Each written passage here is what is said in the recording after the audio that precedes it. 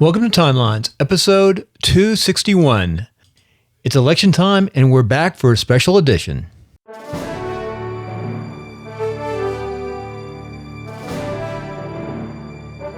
Today in Timelines, we have Charlie Woodman, candidate for Reno Municipal Court Judge. Charlie is a graduate of the Reno High School, UNR, that's the University of Reno, Nevada, and J. Reuben Clark Law School in Utah. He started working for a local firm while attending UNR in 1985, where he continued to work throughout college and law school. He has been participating in law in Reno since 1993. Additionally, Charlie has served as a judge pro tem at the Reno Municipal Court, and in 2005, he was appointed by the judges in 3 Nevada judicial districts to serve as a special court master. Over the years, Charlie has handled several thousand cases, treating those who appear before him with respect and fairness. So if you're thinking about becoming an attorney and possibly a judge someday, you're going to want to listen into this episode of Timelines. Now, without further ado, let's get right into the conversation with Charlie Woodman, candidate for Reno Municipal Judge. Charles, welcome to Timelines. We started. Thank you so much. I appreciate you having me on your show. Well, this is a new Timeline show, and I've recorded 15 still from the old system, but we're doing this all on the Apple iPhone, and we're doing a little bit more work on the video, and it still goes on iTunes, but we're finding we're getting a lot on YouTube. So again, thank you for being the first guinea pig here. I'm happy to be your guinea pig. And hopefully it comes out okay. The sound will probably be okay. Hopefully the camera's good. So Charles, tell us a little bit about yourself. Why did you become an attorney, and sort of where did you evolve from? You came from California, ended up in Reno, Nevada, so you're going to have to give a commercial about Reno too. Oh, absolutely. I grew up down on the central coast of California. My dad was an old phone company guy, and when I was a sophomore in high school, he got transferred up to Nevada Bell, what we called Nevada Bell back in those days, and I attended Reno High, graduated from Reno High, did a little stint in South America after high school, lived in Paraguay for almost 2 years, and came back. Married. You're the Mormon faith, so you That's did 2 correct. years Did out of high school? Right, well, a year out of high school. And married my high school sweetheart, and right after we got married, I started college at UNR, and it was while I was attending UNR that I had the opportunity to start working for an attorney here in town, and found out that I enjoyed working in the legal field, and this goes all over the world. So that's University of Nevada, Reno, and correct. It's one of 2 big universities in the state. We got Correct. Las Vegas and 2 universities that are a great rivalry between the North and the South, the University of Nevada, Reno, and University of Nevada, Las Vegas. Top-notch schools, a lot of medicine and law, some pre-law. I don't know much about the law. So how did you build your foundation, and why, again, did you go into law? It was from that practical experience working for an attorney here. He was really a hands-on guy, and he said, Charlie, I know you've got your college classes to attend to. He said, you can come and do some legal work for me. And he said, I don't really care what hours you work, as long as you get your work done. You can work in the middle of the night if that's what works for your schedule. And so as I did legal work for him, I realized that I wanted to take a shot, and I applied to law school and was accepted to some good law schools, and that's where I went. That's good. So once you get done law school, how much more school? Not law school. Once you get done undergrad, so bachelor. It's a BA. You get a bachelor. I ended up with actually a Bachelor of Science. Oh, Bachelor of Science. I did have a science degree. What was the science degree? It was in biology. Biology. And pre-med. I wasn't pre-med. I originally seriously considered going on getting a PhD in biology. Mm-hmm. Loved the life sciences. Still do. Love everything I understand about our physical world. But again, the working for the attorney in the law firm here in Reno is what made me thought that I really needed to give law a try. So I applied to law school, got into law school. That's a 3-year deal. And that was back before Nevada had a law school. We've got the Boyd School down in Las Vegas since I went to law school, but I graduated law school in 1993, and I've been working as an attorney in Reno ever since. So how long was law school again? And you went to Salt Lake. I went to Brigham Young. Provo, Utah. Provo. At BYU. And BYU. That is a 3-year school. 3 years. As most law schools are. Some are longer if they get a joint degree. So 4 years in college generally, and 3 more years, 7 years? Correct. That's a lot of work. It definitely puts you through your paces. Certainly not as long as certain physicians who get special programs and special degrees and fellowships and assistantships, etc. But after 7 years of higher education, you're ready to start at the bottom of the attorney experience scale. And fortunately, I was able to work with some good people and get some really great training. So stepping back, if you have a 4-year degree, you can go to law school. You have to go past the LSATs first? You have to pass Correct. LSATs? The law school, there's always this ongoing joke about whether LSAT stands for the law school aptitude test or the law school application test. And depends on who you ask, which answer you get. But you take that test, which most people take a little prep course to take that. And that combined with your undergraduate GPA, which they also factor in where you went to school, your graduating class, etc. There's a company called the LSDAS, the Law School Data Assembly Service. LSD? Yeah, LSDAS. And they put together all kinds of information on you and make it available to the schools that you're applying to. You apply to. I know it's changed a lot. I've sort of looked at law school myself. And what's the shortest period of time it takes to get through a law school? There's more online too now. Right? In Southern California, I first got out of the military. Whittier was a big school. And I think there are programs where you can push it through and get done in 2 years. That doesn't really leave you any time at all to work. I worked part-time through much of law school. It's hustle and bustle. And then passing the bar is the tough part. And when you get out of law school, most people take a little bar prep course, and then you got to take the big test. And there are plenty of folks who don't pass the first go around, depending on the job opportunity. Some folks will let you keep working for them. You just can't take any official action. You can't sign any pleadings with the court, and you can't represent people unless you're on a special program of under the guidance and direction of a licensed attorney, et cetera. And that's state unique. Each state has its own bar, or do they reciprocate? Some states do reciprocate. Nevada reciprocates with a number of states. That is new. In the past, I don't think we had any reciprocity. And when I took the bar exam, there are two main parts. There's your state-specific piece, and then there's what they call the multi-state. The multi-state, most states give the multi-state, and that's a multiple choice part of the test, whereas the state-specific is all essay exam. And there are certain states that if you score a certain score or above on the multi-state, you can just pay them their fee and you're in. Like Colorado is that way. And I scored high enough, but I never applied to any other states. I've been licensed in Nevada for 23 years, and I've never had a need or a desire to get a license anywhere else. You know, that's not a bad thing to do, stay in one place if you like it. And you like Reno.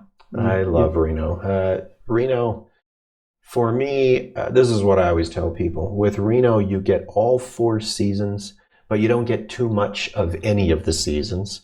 We don't have horrifically harsh winters here, but we enjoy some snow, and it's not too much of a drought year. The springtime here is gorgeous. Summer is perfect, and I don't think you could go anywhere in the world and have a better fall than we have in Reno. We've got Tahoe in our backyard. We've got some wonderful parts of California that are close enough to go enjoy without having to pay all of the taxes and the expenses of living in California. So I think Reno's perfect. We drove up to Kings Beach last night and ate and walked on the beach. We drove up early, so ahead of the crowd. And this time of year, it's great because there's no tourists up there. Right, and it was beautiful. Gorgeous yesterday. It's chilling down today, but yesterday was a perfect autumn day. Yeah. With that, we're going to go to our first break, and we're going to come back to your life and success principles. Hey, this is Bill, and we're on our first break, and just want to talk a couple minutes about the new timelines and a couple things that have happened. As many of you know, that I had the opportunity to go back into school for about 5 months on a government program, and providing I get through school with the possibility of employment when I get out. It'll be government employment. So still have my First Amendment rights to talk and to put out timelines, but I am restricted in some aspects not to tie in government with what I do in my work and within timelines. Well, that said, hope that's as clear as mud, but we will have timelines back up, and it will be back up in full force in a couple months. So around November, December, we should have timelines going again. The new format's going to be a lot more video with the podcasting hooked in. And we plan on doing most of our timelines, at least half, from people right here in Reno, Nevada. Love this town, love the city. But we'll still have the other interviews from outside, and we'll be doing those on Skype and other platforms. So without further ado, let's get right back into this episode and find out more about Charlie and his life and success principles. All right, Charles, we're coming back after our break. It's a nice break from the sponsor. Hopefully the sponsor is Karen Conrad at KarenConrad.com in Reno for her brokerage, her real estate operation.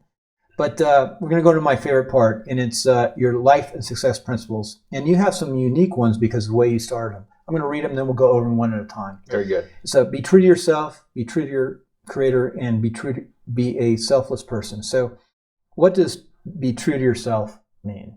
For me, being true to yourself means you understand what you're good at, and you use your strengths in life.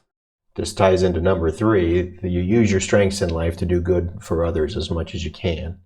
It also means you understand what you're not good at and where you need to appreciate the fact that you got to go to other people to help you with what you're not good at, and get people with strengths around you that have strengths that counterbalance your weaknesses, and try and learn from them and take advantage of their ability to help you so that overall you become a more balanced person. Whatever it is you're doing in life, if you're spending a lot of time trying to do things that really involve your weaknesses, then you're not going to be a very efficient, productive part of our society. And I think it's hard to be really passionate about something that you have a weakness in it. And if you do, hopefully over time you develop that into a strength. But for me, I understand what my weaknesses are, and I certainly have far more weaknesses than strengths. And something I work at is trying to surround myself with people who have strengths where I have weaknesses, and that's a wonderful help. So what are your top couple strengths?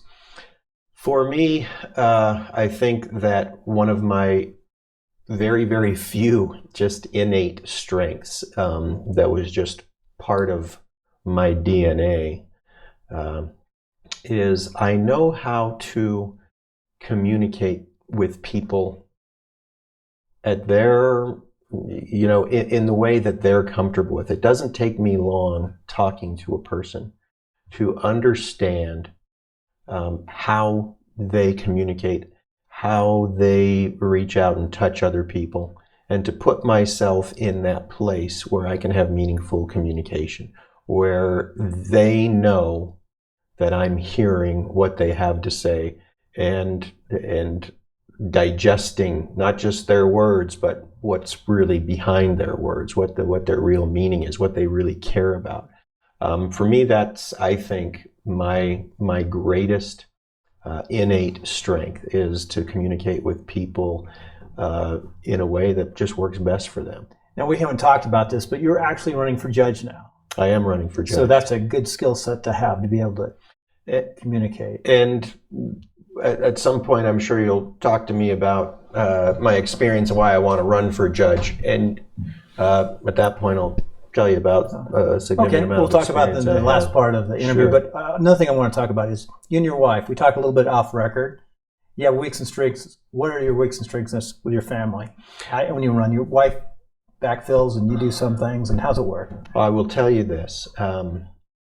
My wife is an infinitely smarter person than I am. She's an infinitely better business person than I am, and she's been a full-time mom since our oldest child was born. But she's got a business mind that's miles ahead of mine.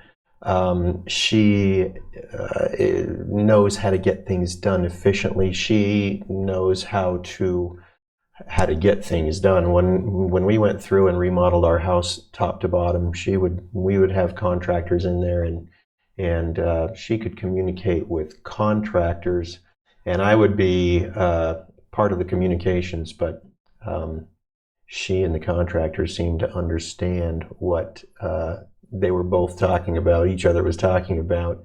And a lot of times I would see the finished product and I'd say, "Oh, okay, that's that's what she wanted," and the contractor got it right.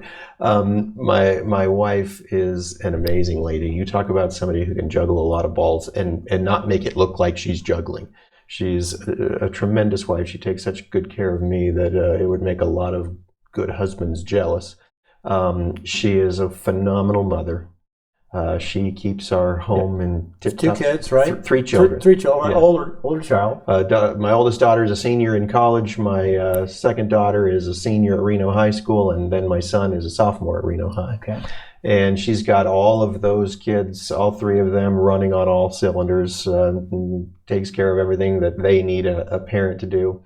Runs a great household, is always actively participating in everything that my kids are involved in. I don't know how my wife does what she does. Again, we're not talking specifically about my campaign right now. She's my unofficial campaign manager. She says I can only call her that if we win. But I'm blown away. And all of her strengths are there to keep the balls dropping with all of my weaknesses. So yeah, it's very tough. You're in a campaign, and we're going to sort of segue into that once we finish your other 2 life and success principles. But I know how tough it is to be in a campaign on the entire family. It's a lot of work. It has been a tremendous amount of work for all the family. So number 2 is be true to your Creator. And if you don't mind, you're LDS Mormon. I am, and that's a solid foundation for family and values. It is. I was raised by parents who were very involved in our faith. Married a wonderful lady who's very involved in our faith. Again, before marriage, served a proselyting mission for the better part of 2 years. There was a short time when they cut those to 18 months to try and ease the financial burden on families, and then they went back to 2 years, and I was in that little 18-month trial slot. But where did you go on your mission? To Paraguay, South America. So still trying to keep my Spanish up. It's not as good as it used to be.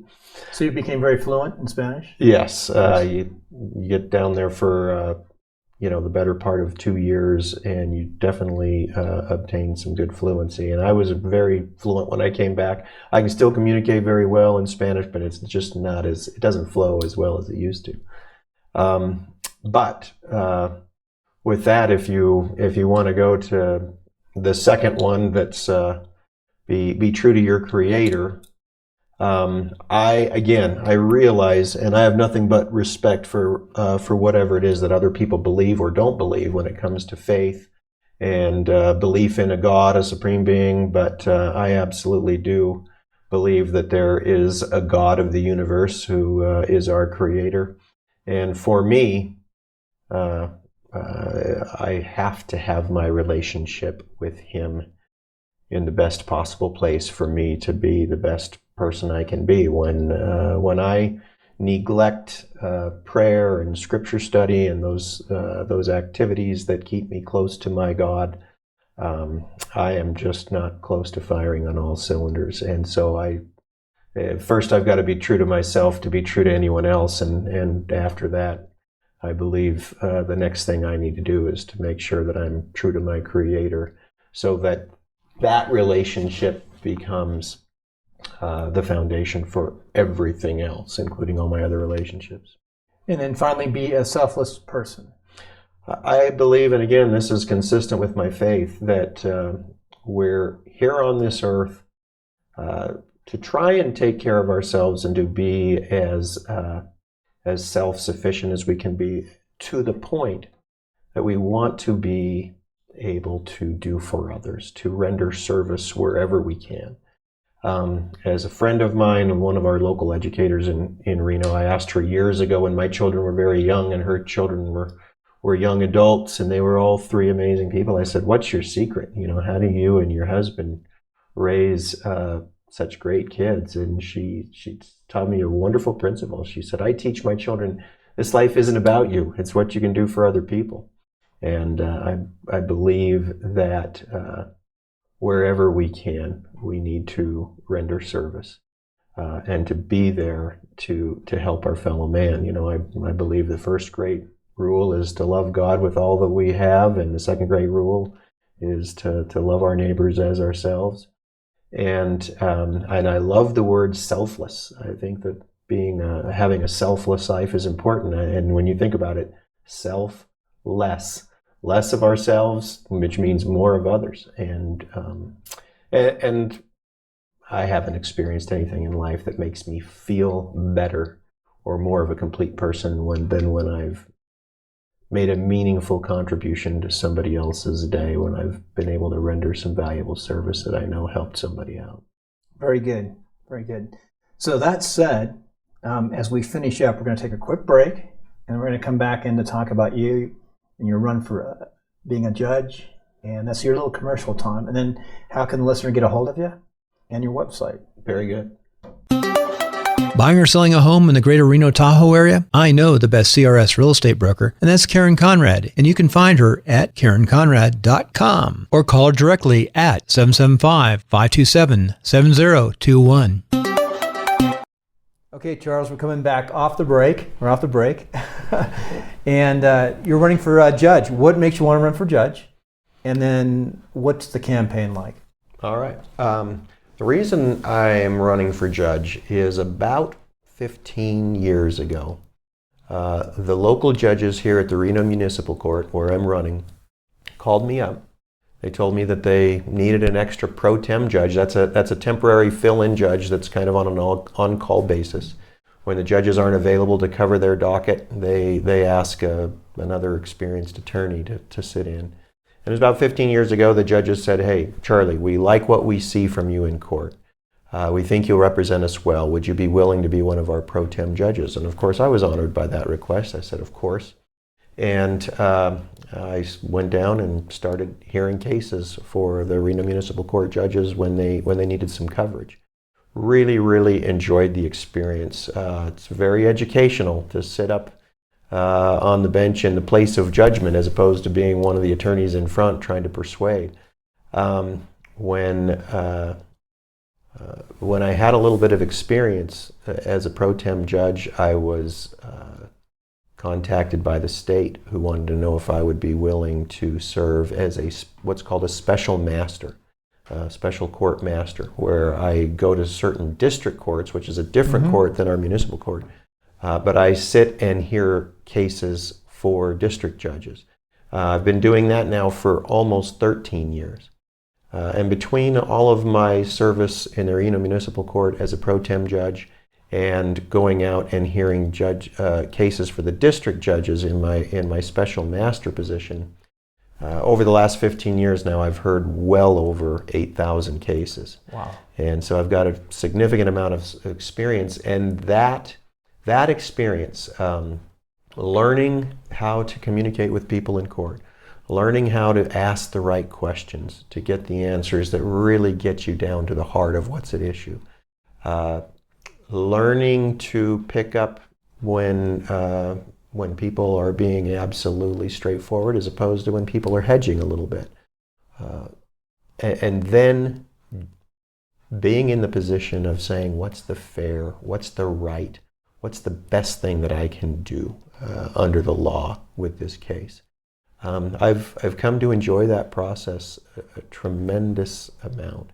I really enjoy feeling like I have done fairness and justice and goodness with a caseload in any given day. And so it's just that real world experience sitting in for the judges and hearing and deciding cases that has told me that this is what I'd like to spend my career doing at this point. For the listener outside of Nevada, every state is different, and the the municipal court is actually here in Reno, and then Sparks has a municipal court, and the Correct. bigger cities have municipal courts, which takes some of the load off of the other courts. It does. And you deal with municipal. You deal from anywhere from a traffic ticket, but up to some heavy-duty citations and DUIs and in the city. And that's correct. The municipal court is very much a people's court. Us regular folks can end up there because, again, it's Right. a traffic citation court.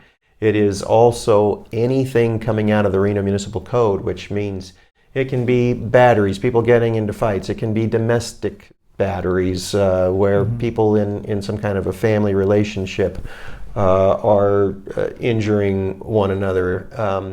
The DUI cases come through the municipal courts.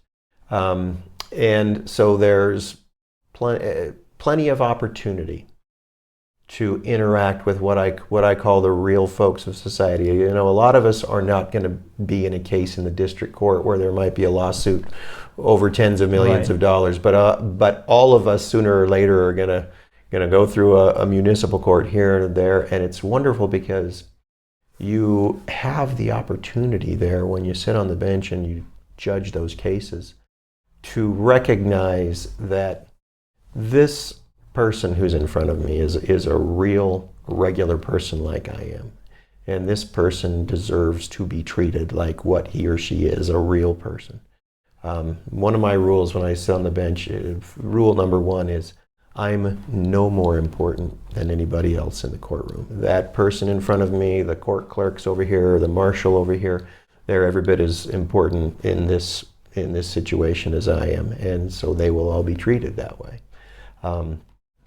And I want to make sure that when that person leaves the courtroom, that they know that I heard what they had to say, because I factor that into my decision. I let them know that here's how what you said affected my decision, and this is why I've decided the way I have. So when they leave, they know that they were heard and they were treated fairly. so I'm going to ask you a couple more questions. So first of all, when you're elected, then I'm going to ask you a little bit about the campaign. When you're elected, you were elected, you got to think that way. That what happens to your practice?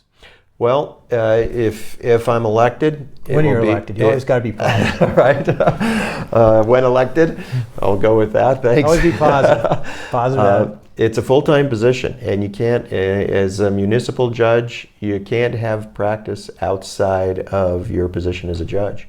So there are a couple of attorneys in town who are thinking positively, as you are, who've approached me to talk to me about taking over some of my practice. I've let my clients know that if I'm elected, the first thing I'm going to do is get in touch with all of them, send out a letter to everybody and an email and ask them to contact me so that I can make sure that they have at least a couple of options of which lawyers they would like to have take over their cases. I'll let them know that they can reach out to me anytime at the court to seek out guidance on where to go. Judges have to be very, very careful about making recommendations. It's going to be tough.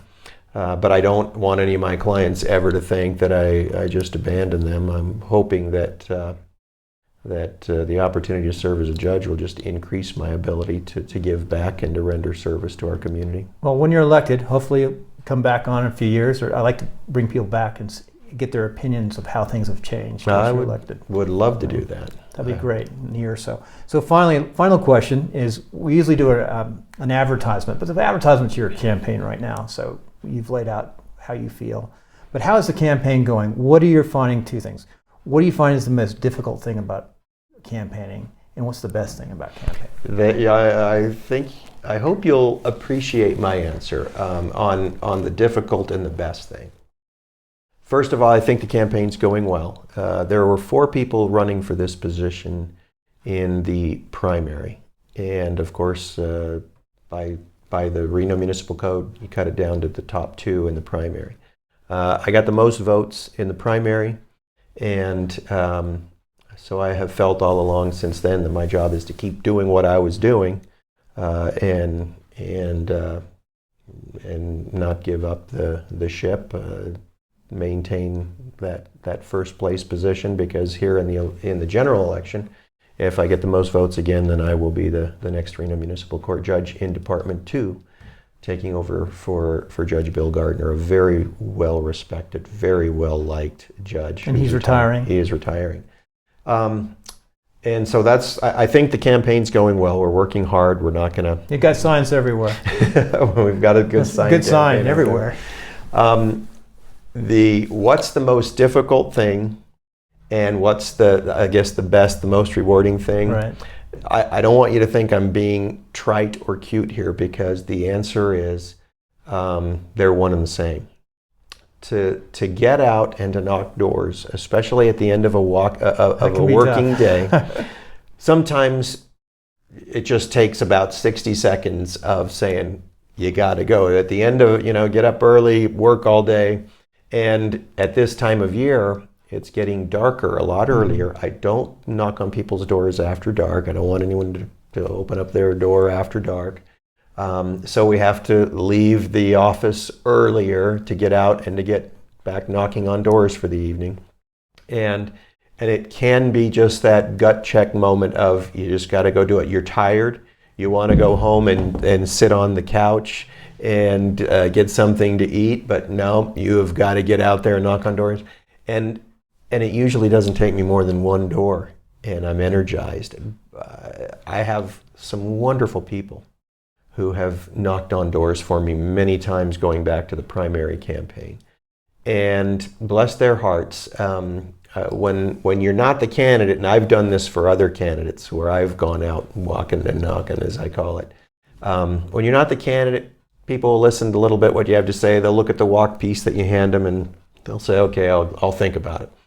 When you're the candidate, a lot of people want to talk to you. They want to ask you questions. They want to know why I think they should vote for me. And I would say that 90% of my involvement and interactions with people on their doorstep is positive. And like I say, usually one or two doors into okay, it's time to get out there and start knocking again for the afternoon. One or two doors and I'm good to go, and I don't want to stop. And so the toughest and the most rewarding part of the campaign is just getting out and getting the sidewalk and door knocking. That's not trite at all. I truly understand. Getting the door shut on your car and getting to the first door is the hardest. And once you get going, truly understand.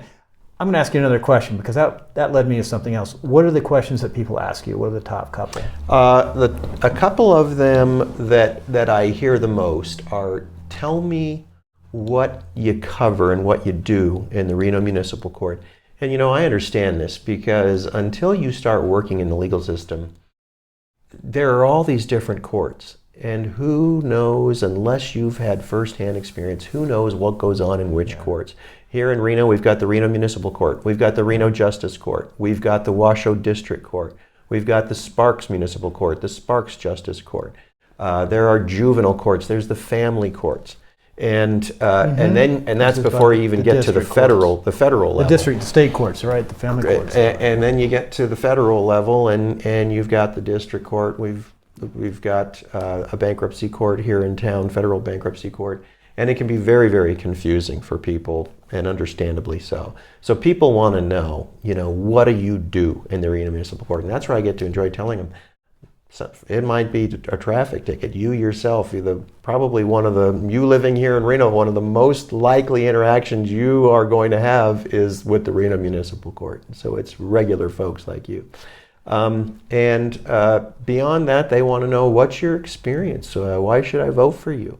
When I let them know that I've heard and answered more than 8,000 cases, a lot of times their eyebrows go up, and they're surprised that I'm not already a judge with that much experience. And I tell them, this is why I'm running, because I have learned through all that experience that I enjoy taking a case and doing the most right, the most good that I can do with that case under the law.